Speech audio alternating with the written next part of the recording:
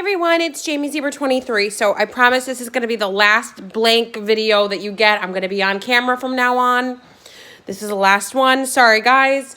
I found creative ways to make it so that the little kids aren't on the camera. But anyway, so I had a dream early this morning, and I want to say what it is while it's still fresh in my mind. So the last time I had a dream, well, the last time I had the last 10 dreams, they all ended up happening. None of these things happened to me. They happened to other people, and I found out later. So I really regretted not sharing them because it could have helped somebody. So I'm going to start sharing my dreams from now on so that it can help other people. Okay, so this one. The setting, it looked like it was a subdivision or an apartment complex because it looked like there were neighbors very, very nearby.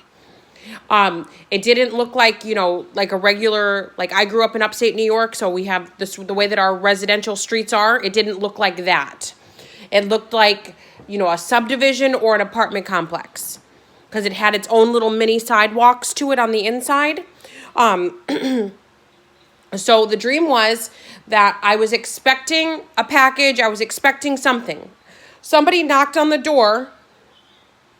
I looked through the peephole. It looked to be a tall, slender black guy with a baseball cap on. The baseball cap looked blue, like a nice blue baseball cap, but it looked like a baseball cap that like a delivery driver would have, somebody who was working. It didn't look like one of those fashion baseball caps that, the young people wear. It didn't look like that. It looked like it was like, like professional. Like you'd expect, maybe a FedEx person to wear or something like that. So I remember my vision was I put my hand on the doorknob to open it. And then I said, well, who are you? Just to make sure. Something in my gut instinct told me, just be careful. Just don't open the door. Just don't assume. Don't assume that it's who I think it is. The guy goes, I'm from the IRS. Thinking to myself, IRS? And I thought maybe I heard the man wrong. So I'm like, why are you here? It's IRS official business. If you don't open the door, you're going to be arrested. Okay, first off, guys, the IRS never does that. That doesn't happen, never would. So I knew it was a scam. I was like, no, you need to go away. He goes, no, you need to open the door. So the guy tried to open the door, and I was like, I'm not opening the door. You need to get out of here now. And whoever this was, they go, I'm going to call my mom. But I feel like it was maybe a young adult at the door, like a young adult on the inside of the house. Maybe it was like a young person expecting something good coming in the mail. Maybe they ordered something, maybe makeup or I don't know, whatever. But whoever the young person was, it wasn't me, of course. But I feel like maybe they had a mom, and the mom is Caucasian. The mother looked to be Caucasian with shoulder-length brown hair. And the shoulder-length brown hair, it looked like it had like, back in the day when people used to get their hair frosted. It kind of looked like that, but the main color of the hair was brown, and it had like the highlights and lowlights to it. Not too chunky. It faded in well with the hair. It wasn't anything extreme like, whoa, her hair is streaked. It wasn't like that. That's whoever this, because I couldn't see who I was in the dream. I couldn't see, all I could see was from my eyes looking outward. Couldn't see who I was, but I know that's what the person's mother looked like.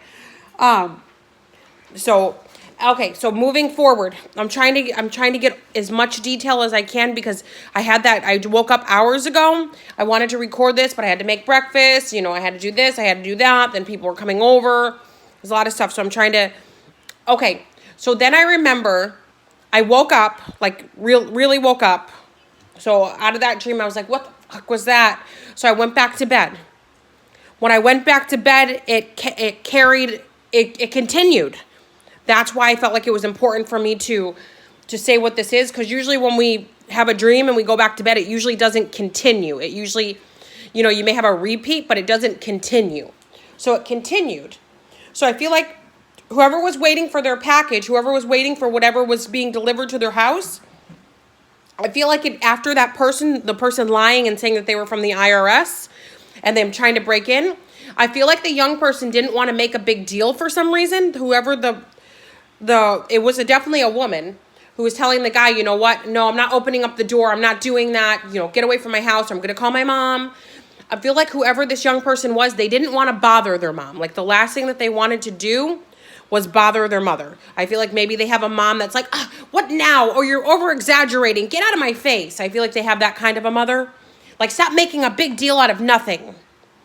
Like that kind of a mom. No offense if you're that kind of a mom. I know kids can be trying. I know. Trust me, I know.